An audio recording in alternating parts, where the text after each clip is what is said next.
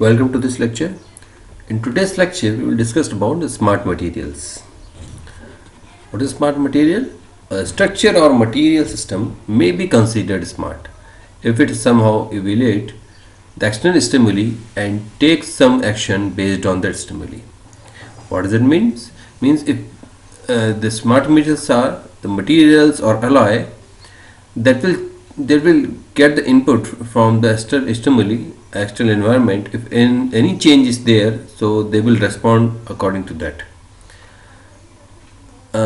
First, smart materials may be thermo-responsive material, or they are also known as smart material alloy or shape memory alloy (SMA). Shape memory alloy are the smart materials that change the shape in response to change in its temperature. If you will change in temperature, the shape will be changed according to that. Once they are fabricated to a specific shape, these materials can retain or regain their shape at certain operating temperature. If they are just fabricated at particular T1 temperature with a particular shape, and we will change their shape into at T2 temperature, again as we will change the temperature to T1, they will gain their previous shape. For example, if we fabricate a spring at temperature T1, at temperature T2, at higher temperature, lower temperature, we are just stretching it to make a single straight wire. Now if we will change again the temperature to T1, it will again take the shape of a spring.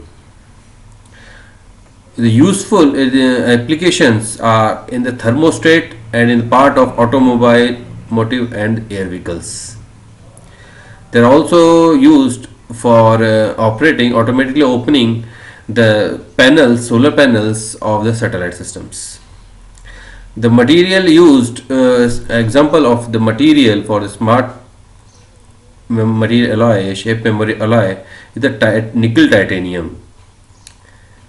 The nickel titanium alloy is example of this SMAs that was discovered by the group of Naval Ordnance Laboratories. Next, smart materials are the piezoelectric material. They were first discovered by Pierre and Jacques Curie in 1880. These materials produce the strain when subject to an electric field. If we are applying the electric field, there will be strain will be generated in there. The examples are barium titanate and ZPZT or polyvinylidene fluoride (PVDF). Next materials are electrostatic or magnetostatic materials. The electrostatic effect is similar to the piezoelectric and that convert the electrical pulse into mechanical output. These materials can change their dimension significantly on application of an electric field. Electrostatic is caused by the electric polarization and has a quadratic dependency.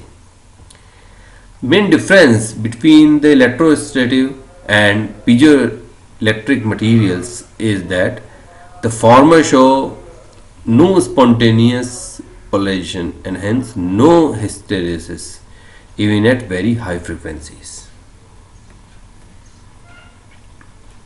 Next are rheological materials. The rheological materials are in the liquid phase normally and can be changed the state instantaneously through an application of electric or magnetic charge. If we are applying the electric or magnetic charge, their liquid phase will be maybe change. There may be change in the viscosity of some insulating liquid. If we are applying the electric field, their viscosity may be increased.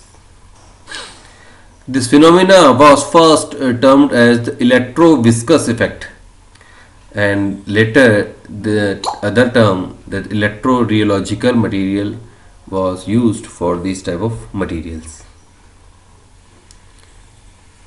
Next is electrochromic material.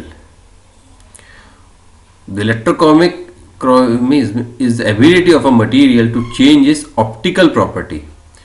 Here if we are applying the voltage across it, its optical properties like colors, transparency will be changed.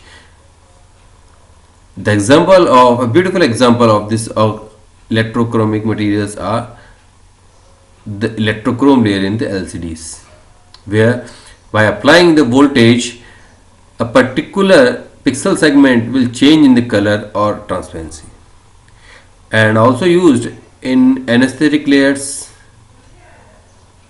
or cathodes in the lithium batteries, also it is used. This is all about the smart materials. These are the references. Thank you.